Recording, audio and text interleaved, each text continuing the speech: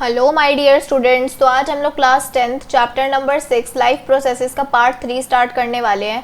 तो guys last parts के अंदर मैं आपको बता चुकी हूँ कि न्यूट्रिशन क्या होता है और हम लोग ऑटोट्रॉफिक मोड ऑफ न्यूट्रिशन और फोटोसिंथेसिस जैसे मेन टॉपिक्स को अच्छे से कवर कर चुके हैं। तो गाइस आज के पार्ट में हम लोग क्या पढ़ेंगे, हम लोग पढ़ेंगे हेटेरोट्रॉफिक मोड ऑफ न्यूट्रिशन। ठीक है गाइस, तो स्टार्ट करते हैं। ये रहा गाइस हमारा टॉपिक हेटेरोट्रॉफिक न्यूट्रिशन। तो क्या होता है ये सबसे पहले ये पढ़ लेते हैं। The mode of nutrition in which an organism takes food from another organism is called heterotrophic nutrition. तो क्या होता है, ये ऐसा मोड ऑफ न्यूट्रिशन है जिसके अंदर एक ऑर्गेनिज्म किसी दूसरे ऑर्गेनिज्म से फूड का इंटेक करता है, हम उसे क्या कहते हैं, heterotrophic nutrition.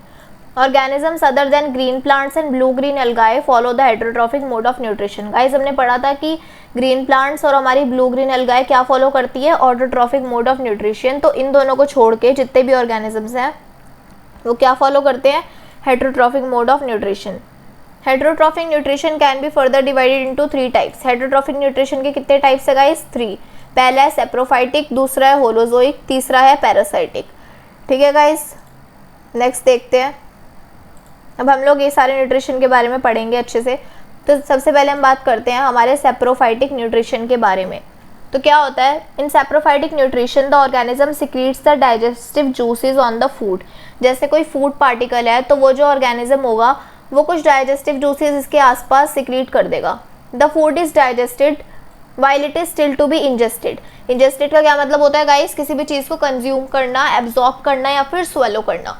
The digested food is then ingested by the organism. तो जो हमारा डाइजेस्टेड फूड है इन जूसेस की वजह से वो क्या करता है, वो स्वेलो कर लेता है वो ऑर्गेनिज्म। फिर क्या होता है, all the decomposers follow saprophytic nutrition. Guys इसको हम अभी आगे भी पढ़ेंगे। तो जितने भी डिकम्पोजर्स है वो क्या करते हैं, सेप्रोफाइटिक न्यूट्रिशन को फॉलो करते हैं। Some insects like house flies also follow this mode of nutrition. कुछ इंसेक्ट्स जैसे कि हमारी हाउस फ्लाइज हो गई, ये सब भी क्या है, ये इसी मोड ऑफ न्यूट्रिशन जो है सेप्रोफाइटिक, इसको फॉलो करते हैं। नेक्स्ट अब हम बात करेंगे होलोजोइक न्यूट्रिशन, सेकंड टाइप है ये। In holozoic nutrition the digestion happens inside the body of the organism. तो ये वाला न्यूट्रिशन कहाँ पर कैसे होता है, इसके अंदर जो डाइजेशन है वो इनसाइड होती है बॉडी ऑफ द ऑर्गेनिज्म के। That is after the food is ingested. जैसे ही इंसान कोई खाना खा लेता है, स्वेलो कर लेता है, most of the animals follow this mode of nutrition. तो बहुत सारे एनिमल्स इस मोड ऑफ न्यूट्रिशन को फॉलो करते हैं, जिसके अंदर क्या होता है कि पहले इंसान खाना खाता है, उसके बाद डाइजेशन होती है। नेक्स्ट है हमारा parasitic nutrition. The organism which lives inside और आउटसाइड अनदर ऑर्गेनिज्म।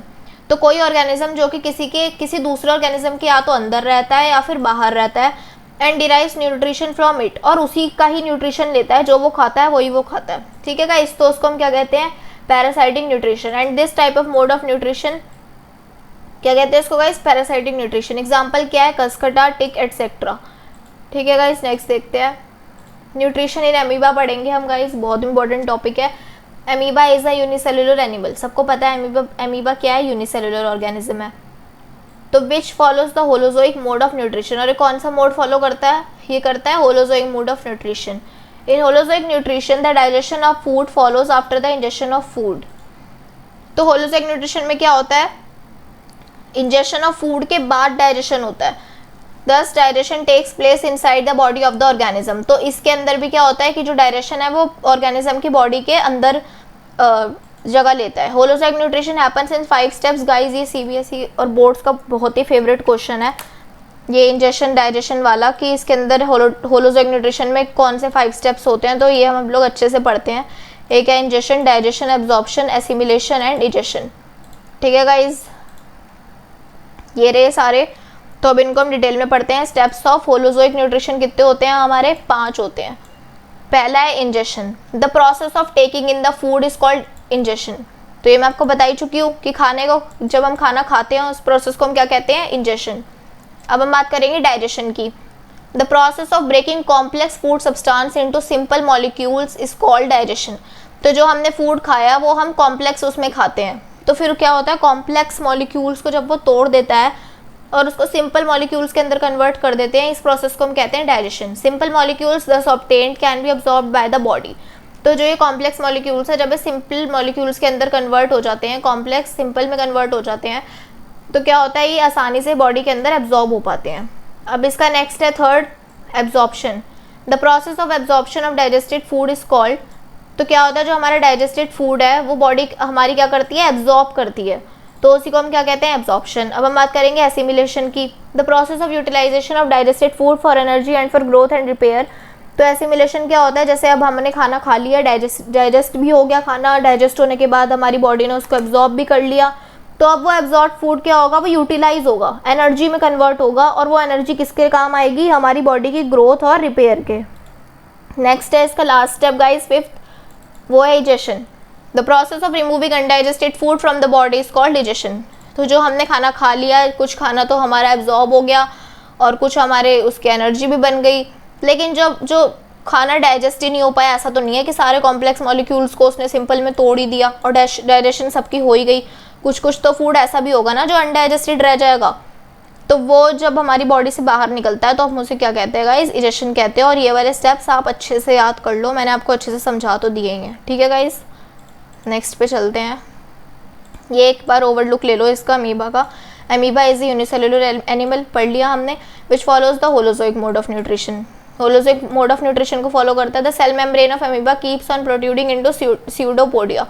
तो वो स्यूडोपोडिया आपको याद है ना, वो ऐसा स्ट्रक्चर बन जाता है जब वो फूड वैक्यूल को पूरा वो कर लेता है अमीबा हमारा। ये फूड वैक्यूल है, इसके आसपास आ जाता है ना पूरा, और फिर फूड वैक्यूल फॉर्म कर देता है, वो ये amoeba surrounds a food particle with pseudopodia, यही मैंने आपको बताया, and makes a food vacuole. The food vacuole contains food particle in water. तो ये जो हमारा फूड वैक्यूल बना था, ये तो हमारा फूड पार्टिकल है, ये पूरा हमारा अमीबा है, ये इसने स्यूडोपोडिया कर दिया है। तो अब क्या हुआ, ये जो फूड वैक्यूल बन गया, इसके अंदर क्या है, एक तो हमारा फूड पार्टिकल है और साथ में क्या है, वाटर, ठीक है गाइस। तो इसके अंदर ये दोनों चीज़ें होती है। Digestive enzymes are secreted in the food vacuole. तो अब क्या हुआ, जैसे ये वाटर और फूड पार्टिकल के अंदर क्या करता है अमीबा, डाइजेस्टिव एंजाइम को सिक्रीट कर देता है, और यहाँ पर क्या हो जाती है, digestion. After that digested food is absorbed from the food vacuole. तो क्या होता है, डाइजेशन के बाद जो डाइजेस्टेड फूड है वो एब्जॉर्ब हो जाता है फूड वैक्यूल के जरिए। Finally the food vacuole moves near the cell membrane. तो जब हमारा फूड वैक्यूल है वो क्या करता है, वो वापस से सेल मेम्ब्रेन के पास आ जाता है, और जो अनडाइजेस्टेड फूड है वो बाहर निकल जाता है, ठीक है गाइस। तो आज हम लोगों ने हेटेरोट्रॉफिक मोड ऑफ न्यूट्रिशन को भी कवर कर लिया है।